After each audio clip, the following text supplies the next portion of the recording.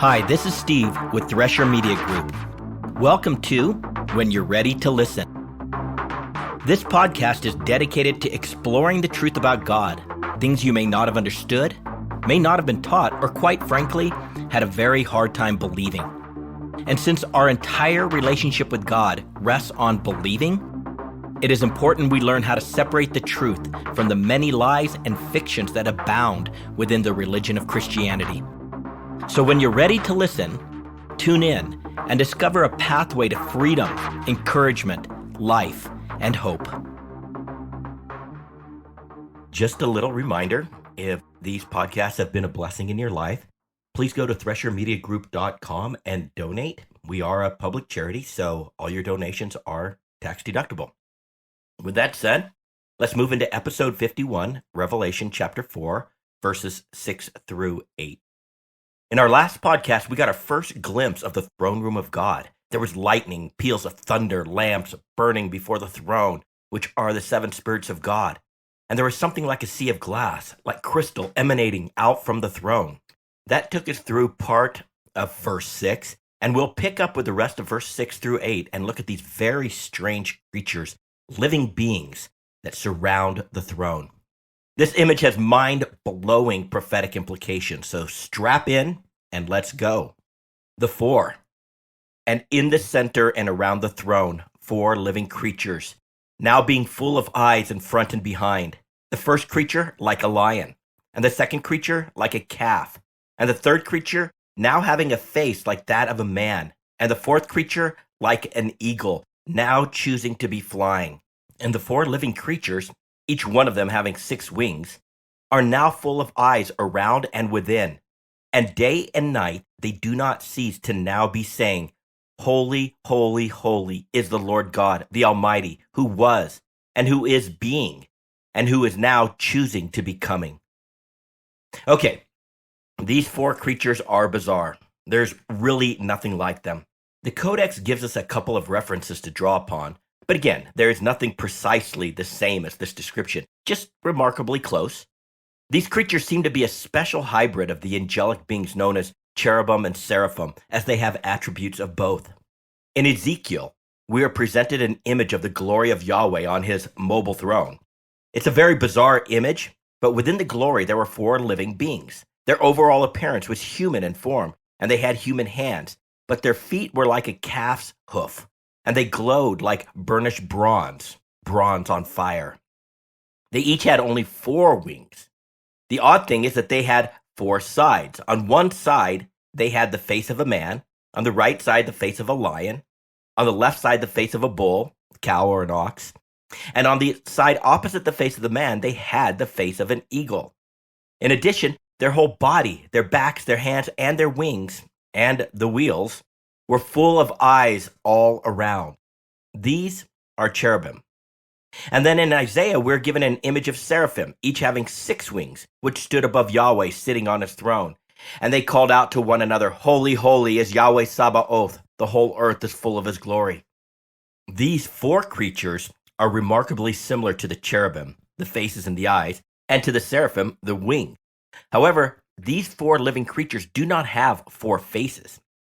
Each creature has only one face, that of a lion, a man, an eagle, and a cow, respectively, whereas each cherubim have 4 faces comprised of the same combination of creatures. The 4 living creatures do, however, have 6 wings like the seraphim, yet they cry out continually day and night something similar but different to the cry of the seraphim. The seraphim cry out day and night, Holy, holy is Yahweh Sabaoth, the whole earth is full of his glory. But the 4 living creatures, day and night, they do not cease to now be saying, Holy, holy is the Lord God, the Almighty, who was, and who is being, and who is now choosing to be coming.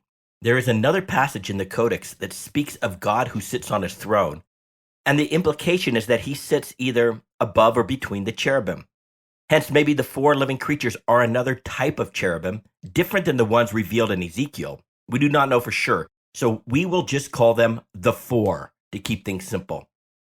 The eyes covering their bodies and wings may look a bit disturbing, but the point is, nothing will catch them by surprise.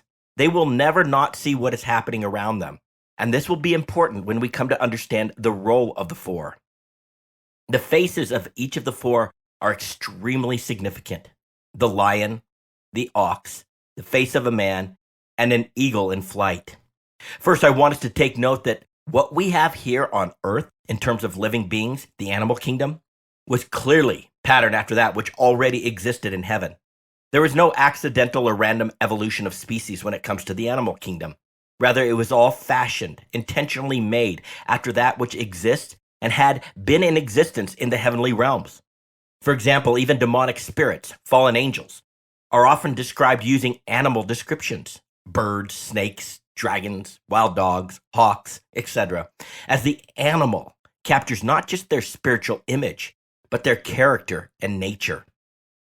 Second, each of these images has messianic overtones and are tied symbolically to the four Gospels: Matthew, Mark, Luke, and John. The Gospel of Matthew is written to demonstrate that Jesus is the King, the one whom the Jews were expecting to come and lead them in victory against their oppressors. This Gospel is characterized by the kingly lion. The Gospel of Mark is focused on all the ways that Jesus served the people through miracles and casting out of demons. This gospel is characterized by the ox, the one who serves. The Gospel of Luke is written to demonstrate the humanity of Jesus and is characterized by the one now having a face of a man. And the Gospel of John is written to prove that Jesus is Yahweh, characterized by the eagle that soars far above all of humanity. Being in the center and around the throne, the very presence of the four proclaims the gospel of Jesus Christ to all who inhabit the spiritual realms. And the four have an incredibly unique role when it comes to protection of the saints of God. Prophetic overtones. The code reveals some hidden messages tucked within this image of the four. The lion and the ox are regular nouns with nothing special to note, whereas the one who has the face of a man and the one like an eagle flying both utilize verbs in the present active participle. Thus, the Spirit draws our attention to the fact that one of the four is now having the face of a man, and another looks like an eagle that is now flying. Again, no such special notation is made of the lion or the ox. So, why the man and the eagle? This is our hint to dig deeper and to look further into the codex, keeping in mind that the Spirit is not only intentional, but extremely precise.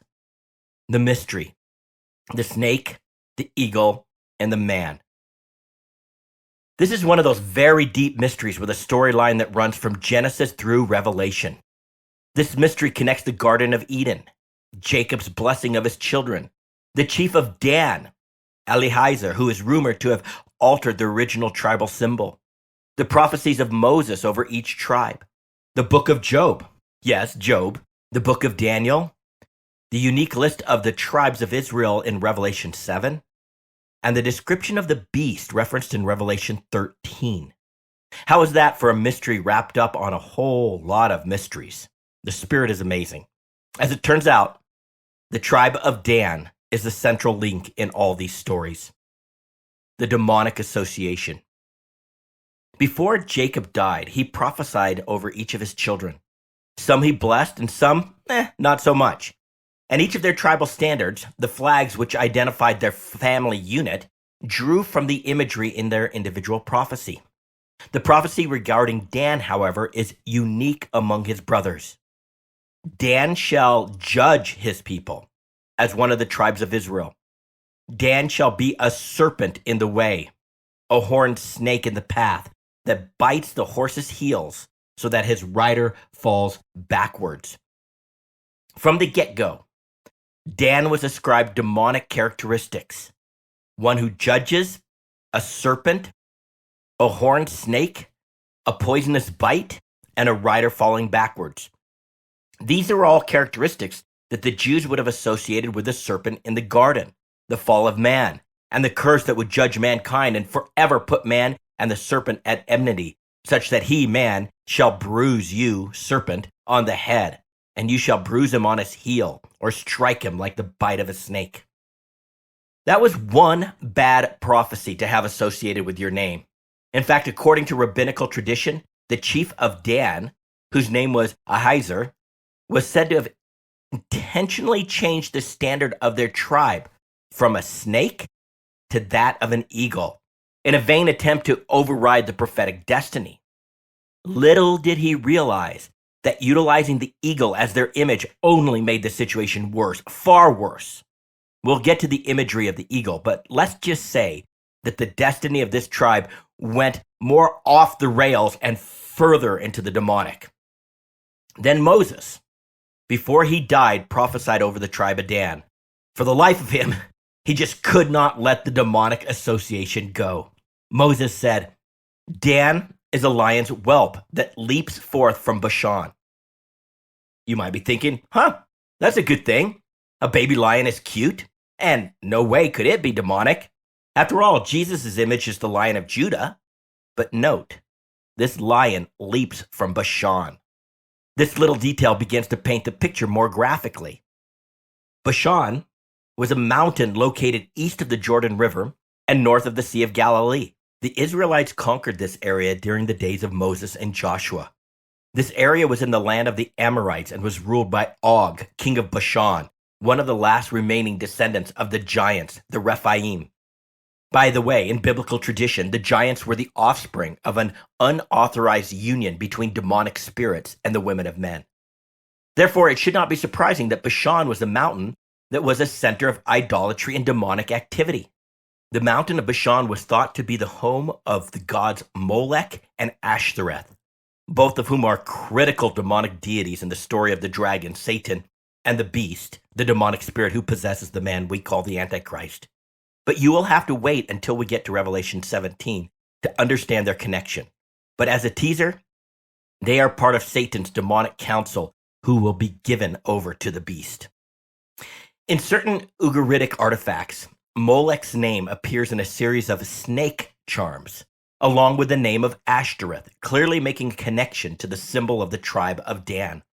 Molech was the god linked to child sacrifice, and the Ugaritic people believed Bashan was a gateway to the underworld, literally the gates of hell. In the book of Enoch, the fallen angels, in fact, were purported to have arrived on earth in this area, specifically Mount Hermon, and the entire area was considered to be cursed with evil. The gates of hell were also known for Baal worship, another key demonic deity who is also associated with Moloch and Ashtoreth and is part of the Satanic Council. In fact, Mount Hermon was also referred to as Mount Baal Hermon. And under the Romans, this area was the center of the worship of Pan. The Romans called this place the Rock of the Gods, for in the rocks were carved images of gods and goddesses. In fact, it was in the region of Bashan, which is known in the New Testament era as Caesarea Philippi. This is where Jesus said to his disciples, upon or against this rock I shall build my church, and the gates of hell will not prevail over it. Yes, Jesus was standing at a physical structure in Bashan when he made this grand statement. His point was that even these centers of demonic worship would not stand before his church, for it is from these centers of demonic perversions that he will stretch out his powers and establish his rule and dominance on earth as it is in heaven. In that light, the Codex records a prophecy stating that God will one day conquer Bashan, and it will become a mountain of God. Thus, it is significant that it was in this region that Jesus asked his disciples, "Who do people say that the Son of Man is?" Peter responded by saying that he is the Christ, the Messiah, the Son of the living God. It was as if Jesus was stating his claim to this territory and over the spiritual entities that occupied this area. Thus he said that upon this rock, upon the place where false religion once dominated and demonic deities reigned, and with the confession that he, Jesus, is the Christ, the Son of the living God, he will build his church, and the gates of hell will not overpower it. Again, nothing in the Codex is anecdotal, trivial, or loosely presented by the Spirit of God. Okay, that was phenomenal and some pretty cool history, but there is more. Let's get back to Dan and to this area of Bashan in the territory of Dan. Returning to the prophecy of Dan who leaps forth from Bashan and to the settling of the promised land, it should not surprise us that this area became one of the centers of idol worship for northern Israel. After the nation of Israel was divided into two kingdoms after the time of King Solomon, King Jeroboam of the northern tribe of Israel set up 2 golden calves as idols for his people to worship, so they would not travel to Jerusalem to worship Yahweh. For Jerusalem was in the enemy territory of Judah, and he did not want people holding on to Yahweh loyalties. One of these cows was established in this area of Bashan in Dan and became a hub for evil and idolatry. Dan literally leaps forth from Bashan, from this place of dark demonic evil. And it is from this center of spiritual wickedness that he shall judge his people as one of the tribes of Israel, shall be a serpent in their way, a horned snake in the path that bites the horse's heels so that his rider falls backwards. Yet, at the same time, in a very demonic sort of modus operandi, Dan is also cloaked with deception. That is what it meant when Moses said that Dan was a lion's whelp, and what Jacob said when he called Dan a judge. Both images initially give a good impression. One might be convinced that Dan sat under the tutelage of Judah and was in effect an offspring of the Lion of Judah, which is one of Jesus' titles, and therefore worthy to sit as a judge or a ruler of the people. Again, this seems like a good prophecy, but things are not always as they seem, for they are wrapped in deception. Keep in mind, just as Satan disguises himself as an angel of light, it should not surprise us that the servants of Satan disguise themselves as servants of righteousness. Antichrist alert. All of this has eerie overtones to the man of lawlessness, the son of destruction, literally the son of the destroyer, or the son of destruction. By the way, the destroyer or destruction is referenced throughout Revelation as the beast, the demonic being that comes forth from the abyss and ultimately possesses the man of lawlessness. The man of lawlessness is the one who comes by deception and intrigue and takes his seat of authority in the temple of God, which is from amongst the chosen of God, those who are now dwelling in the sanctuary or the naos. And he declares that he is God. This is the famed abomination of desolation. This describes the man we call the Antichrist. But the man is possessed by none other than the beast, the destroyer or destruction, and he is doing the beast's bidding. Once possessed by the beast, this man will demand to be worshipped, and he will kill anyone who refuses. He will take up rule or becomes the judge over all those who dwell on this earth, including those believers who were called into the kingdom of God but never became chosen. These are those who are a part of the great falling away or the great apostasy. The snake. This great falling away is imaged for us in Jacob's prophecy, with the snake biting the horse and the rider falling backwards. The horse symbolizes a person's strength for war, and when that is poisoned by a bite, the rider falls away or literally apostatizes. And we cannot ignore the fact that this man of lawlessness uses deception or intrigue to infiltrate the community of believers that he influences to fall away. He arises or literally takes his seat of authority from within the church, the temple of God. He comes across as a lion's whelp, a descendant of the tribe of Judah, someone who is godly and trustworthy. But he is anything but that, for he is an evil, deceptive force that leaps forth from Bashan. The book of Daniel tells us that this leader, the man we call the Antichrist, who is possessed by the beast, will be insolent and skilled in intrigue. His power will be mighty, but not by his own power. He'll be empowered by lesser demons that we will see imaged as a hawk, and ultimately by the beast, imaged as an eagle. And he'll destroy to an extraordinary scale and prosper and perform his will. He will destroy mighty men and the holy people, and through his shrewdness, he will cause deceit to succeed by his influence. And he will destroy many while they are at ease or unsuspecting. Again, this man who is possessed by demons arises to power from within the religion of Christianity. His relationship, or more precisely, the beast's relationship with Christianity, is imaged much later in Revelation by the woman Babylon, who rides this beast, or is literally supported by the beast. This image speaks of the way the beast holds up and uses Christianity to gain power and to gain influence, such that even those in Christianity will be deceived and trust this insolent man. Hence, not just a few, but many will fall away when he declares himself to be God. But we will also come to find out that the beast hates religion.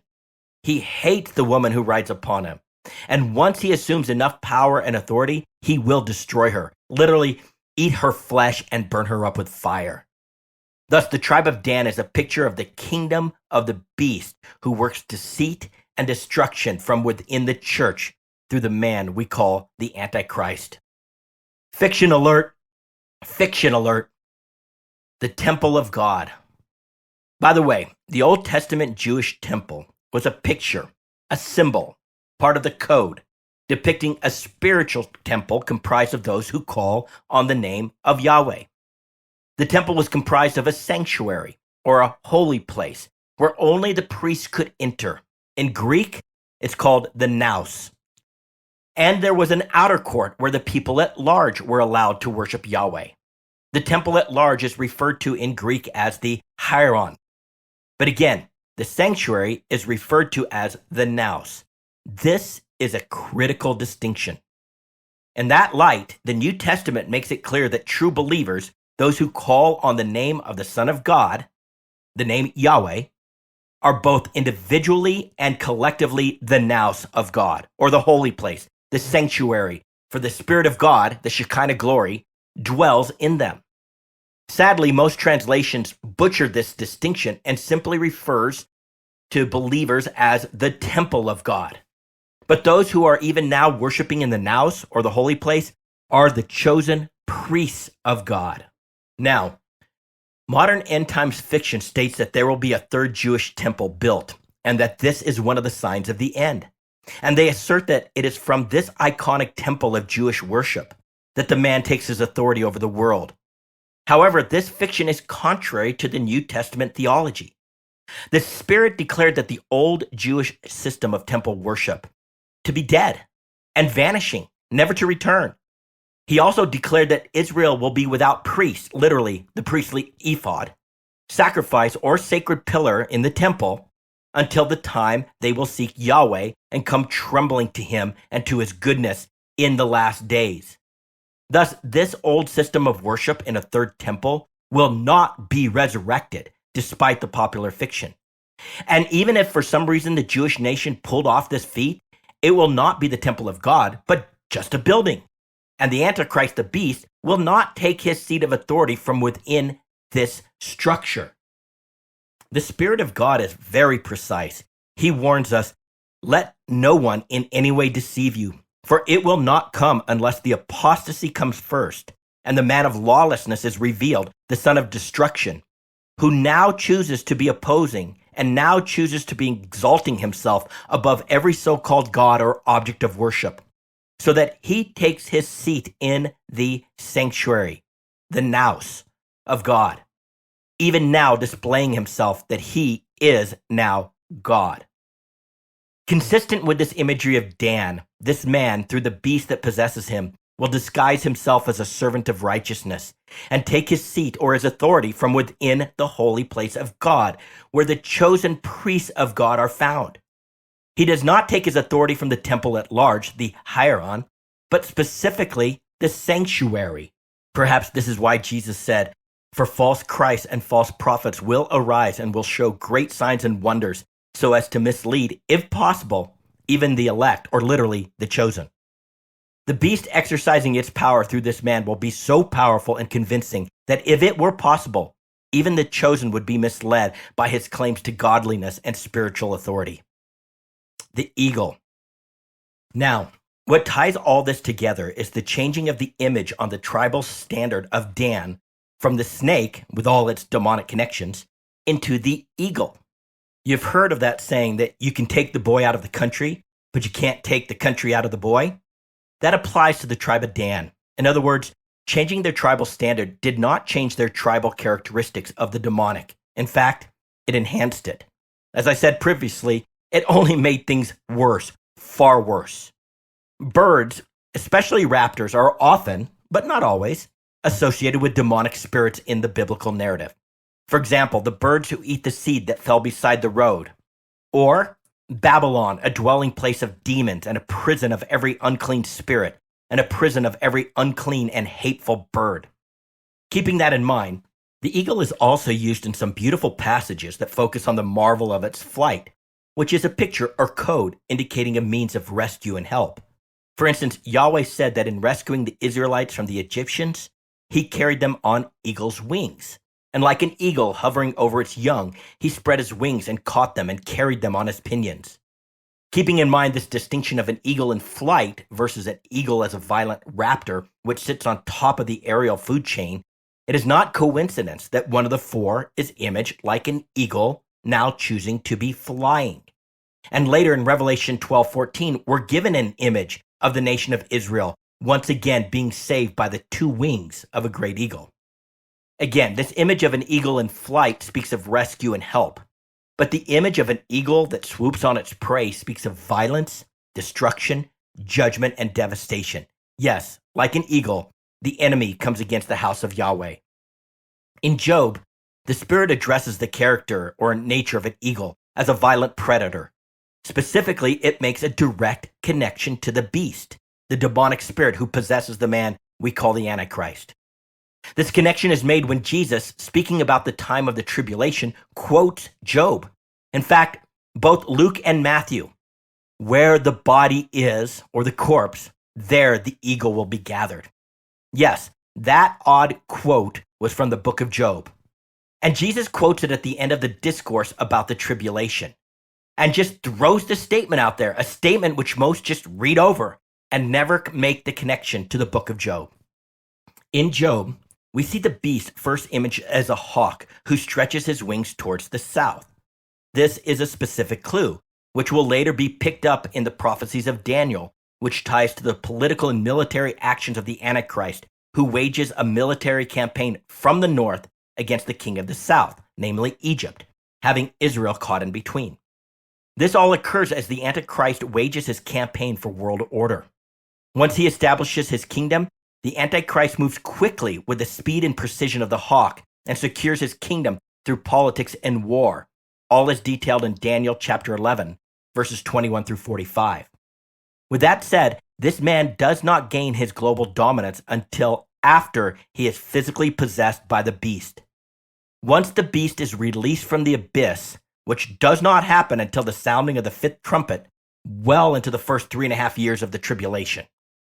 But once the beast is released from the abyss and is free, he is imaged in Job as the eagle.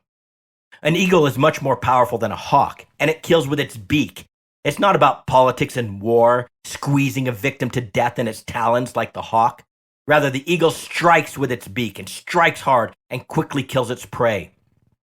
In this image of the eagle, it is possible that we see the Antichrist supercharged after he is possessed by the beast, who also happens to be supercharged by Satan, as the dragon, Satan, will give the beast his power, throne, and great authority. Daniel tells us that the kingdom of the beast will be unlike all other kingdoms. It will devour the whole earth and tread it down and crush it, much like the ferocity and effectiveness of the eagle as it hunts and kills its prey. Yahweh, speaking in Job 39, says that the eagle mounts up and makes his nest on high. To begin with, let me quickly address some language issues. There is a controversy as to whether the word translated as eagle should be vulture or vice versa. And in most of our English translations, it goes back and forth, or at least carries a notion as such. And this is troubling. Some will argue that in Old Hebrew, it's essentially the same word, and therefore there's some translation flexibility.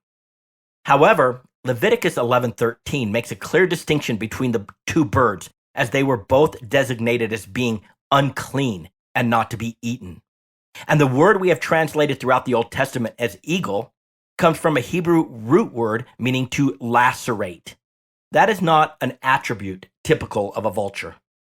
Unfortunately, when Jesus quotes this passage in Luke 17 through 37 and Matthew 24:28, most translators choose to go with vulture, largely because of the picture of the slain, and vultures are generally associated with being around dead corpses. But the translators likely did not consider a critical detail from the originating verse in Job, and therefore missed this key connection to the eagle and not the vulture. And as a result, they missed the prophetic nature of Jesus' statement. First, most vultures do not tend to make nests, and those that do locate them in trees or natural cavities in cliffs, but not on high. That is what the eagle does.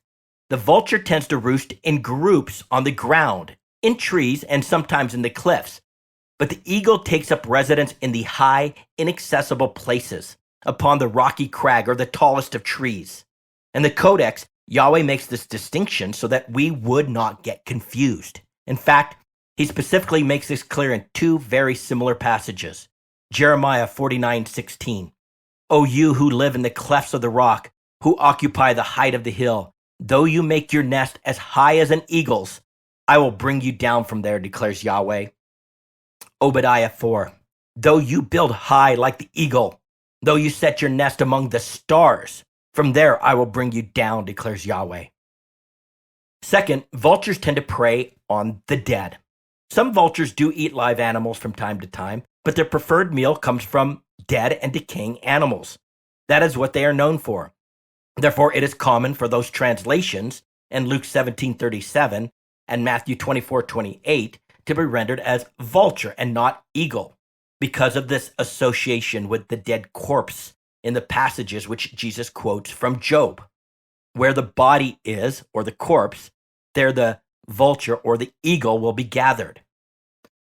There is a practical problem with this understanding, however, as vultures feed their chicks regurgitated liquids, not the blood of recently killed animals. However, in the original passage in Job, which Jesus quotes, Yahweh makes the point that the chick, its young ones, gulps up blood. His young ones also suck up blood, and where the slain are, there he is. Unlike the vulture, the eagle brings fresh kills to his nest and feeds its young the blood. Thus, where the slain are, there is he, is not referring to a bird who is hanging around the dead, waiting for their opportunity to munch on dead and decaying flesh. Rather, it refers to those the bird kills whose fresh blood is fed to the young ones. Accordingly, it is likely this image of the eagle is an apocalyptic picture of the beast, which is in the context of how Jesus used this verse as he quotes Job, in specific reference to the tribulation, the abomination of desolation, and the death and destruction that this man will pour out on the earth. At the command of Yahweh, the beast will ascend to power and rule over the kingdom of man. Yahweh has already set his plan into motion, and it will take place because it is his will. The beast will ascend to a place where he is inaccessible, high and protected, just like the eagle. And it is from this place that he will spy out his prey. As the supernatural plays out in the natural, the Antichrist will be untouchable. The nations and the kings of the world will not be able to rally themselves and bring him down. As he ascends to power as a demon-possessed hawk, he will face opposition, especially when the prey which he sets his eyes upon is Egypt. Nevertheless, he will devour the whole earth and tread it down and crush it. And once he achieves full power, the power of the eagle, he will ascend to this place of ultimate human authority, such that even the greatest of Western nations will not be able to stop him.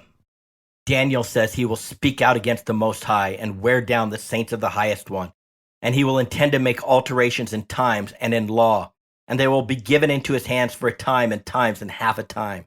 In other words, true believers will be hunted down, found out, and he will exhaust them. And those who truly belong to Yahweh and refuse to bow down and worship the beast will be slaughtered. Where the slain are, there is he.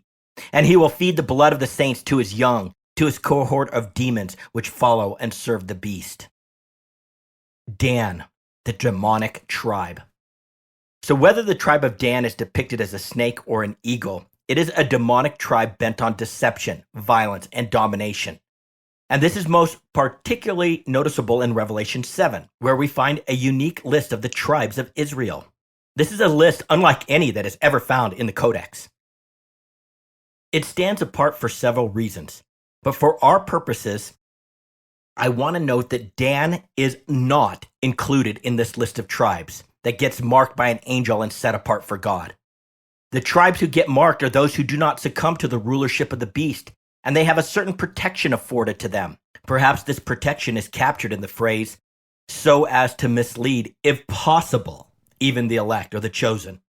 Because of this special protection, it simply will not be possible for them to be misled by these deceptions. Accordingly, Amongst all the historical tribes of Israel, the tribe of Dan is set apart, not for God, but for the beast. Thus, the tribe of Dan is a symbol of apostasy and Antichrist. Secret message. All of this was to explore why two of the four living creatures are called out, and is specifically marked by the code with the use of the present active participle. And it all circles back around to Genesis 3 and the reality that the snake is now and continually at enmity with man, the one who will crush his head, a prophetic reference to Jesus and to the offspring of this man. Thus, the inheritor of this demonic affiliation, the eagle, will wage war against the children of the one who will crush him. Where the slain are, there is he. Now, let me be clear.